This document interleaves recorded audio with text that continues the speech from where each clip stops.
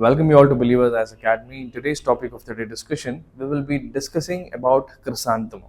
So, what is this chrysanthemum, and why is it of importance to the country, and especially for Jammu and Kashmir, especially in making sure that it boosts the tourism of the region. So, what is this chrysanthemum is what we will be discussing in today's topic of the day discussion.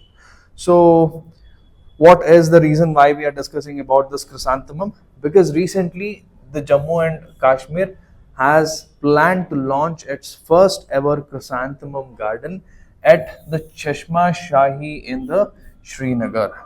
So chrysanthemum, as obvious as it stays, it is a kind of a flower, and now the Jammu and Kashmir they're pretty much planning to make a garden of this particular flower alongside the Dal Lake, which is in the Srinagar, and especially the area Cheshma Shahi.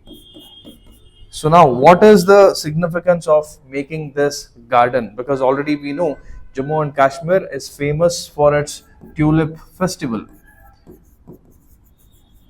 So all the tourists around the world, both foreign tourists and even domestic tourists, every year go visit the Tulip festival in Jammu and Kashmir. In fact, this is the symbolic representation of the onset of autumn, right? And in fact, the spring.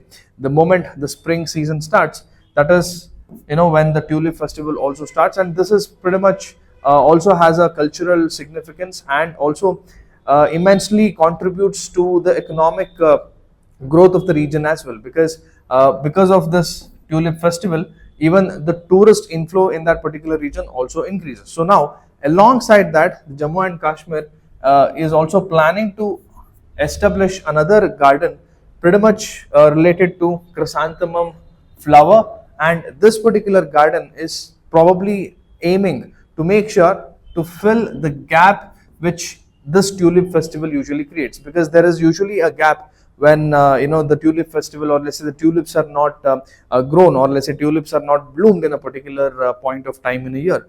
So to make sure that the region, especially Jammu and Kashmir, has a full-time inflow of tourists, so now the government or the region is planning to develop the chrysanthemum garden.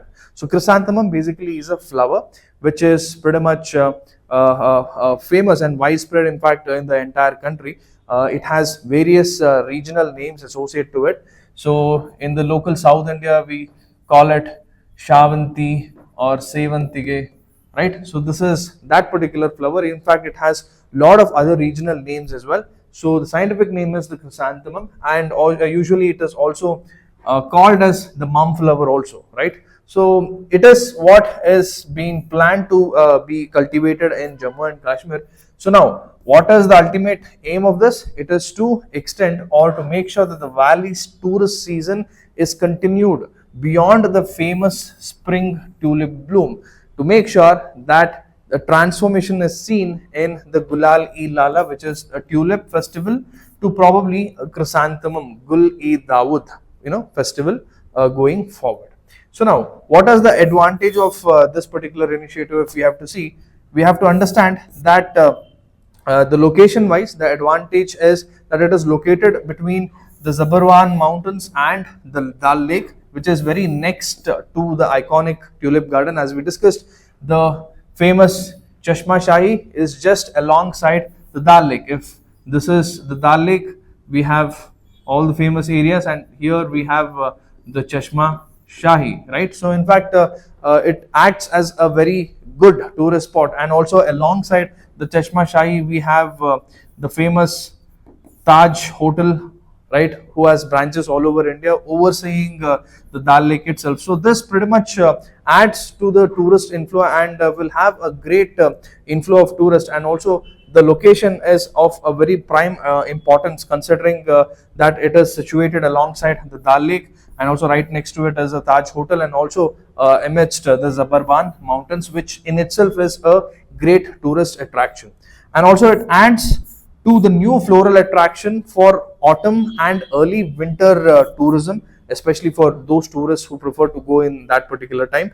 And also this initiative aligns with Jammu and Kashmir's broader goal of seasonal tourism diversification and horticulture based ecotourism, because of the condition, the extreme climatic conditions of the region, and because of the limited investment that goes into that particular state. The majority of the share, or let's say the majority of the region, especially the Jammu and Kashmir, or be it the Ladakh, usually is dependent on tourism as its primary fuel for the economy, or let's say the primary means of revenue for the local people.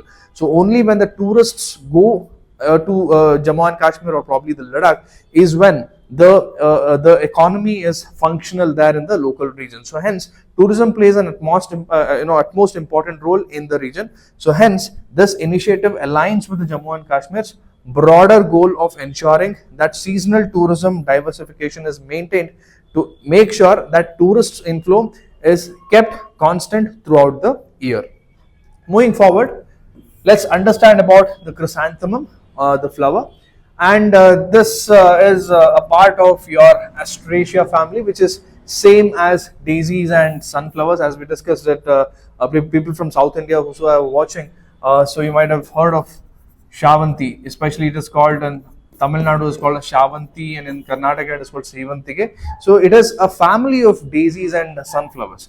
So if you have to see the origin, it is basically originated from East Asia, and also it is found mostly in the European region as well, and it is also known as the Queen of the East. The flower is famously known as the Queen of the East, very important point to keep in mind. And also this flower is the national flower of Japan as well, which represents the longevity and the rejuvenation. And considering the longevity and rejuvenation, these flowers are also those flowers which also gets used in the decorations of festivals, in fact even the wedding ceremonies and all of it, because of how long these flowers can sustain. Like let's say even after they are cut or plucked, even when used in certain decorations, they can last for about 3 to 4 days, even for weeks together, right? So hence it is a symbol of longevity and rejuvenation, and is also the national flower of Japan. And talking about the commercial and the agriculture significance, it is the leading ornamental crop cultivated for cut flowers, loose flowers, and pot plants. As we discussed, these are those plants, especially the flower, which are mostly used for floral decorations and bouquets. So hence the commercial use of these flowers are also pretty much possible, and even they are used as loose flowers, which are mostly used in festivals, and also which are used to drape the garlands, and also can be used as pot plants, especially in homes and even for the garden decorations also. And this also plays a very important role in India's floriculture export market, right? Because we have a lot of export market which are very much in demand and outside market, and even one of the demand, or let's say one of the biggest share we have, although it is not, we don't have a biggest share of floriculture export market, but still because of certain important fruits and certain important flowers, especially the chrysanthemum, it can also add to, or let's say it can even diversify India's floriculture export market as well. So now, what is the ideal growing conditions of this particular flower? So if you have to see, they are best seen or best grown in tropical and the subtropical regions, which usually have a very optimum temperature, very mild temperature, cool temperatures. So it requires a day temperature of 20 to 28 degrees Celsius, and the night temperature between 15 to 20 degrees Celsius. So it is neither too warm nor too cold. So this is something that it requires, especially to grow in the tropical and the subtropical regions. And talking about the soil, it requires a well drained red loamy soil, which are preferred for healthy flowering plants. So even these datas are also very important. So basically they are seen in the tropical and the subtropical regions. And talking about the adequate temperature required, the day temperature which is required is between 20 to 28 degrees Celsius, and the night temperature between 15 to 20 degrees Celsius. And what kind of soil is required? Red loamy soil, which are well drained, right? I mean, which can probably, which can drain the water really well. And Talking about the significance beyond the aesthetic beauty of this particular flower, first and foremost thing is the tourism boost that it can get, right? So it ensures Jammu Kashmir to make sure that it can invite or it can expect year-round tourist inflow in the region. And also talking about the economic opportunity, it supports local florists, farmers, and even women-led self-help groups, where they can bring up more initiatives, and also probably they can or let's say we can see more entrepreneurs coming from the women areas as well, right? It supports the floriculture, and floriculture is that part of the economy which doesn't have any gender bias in terms of what who should do it, right?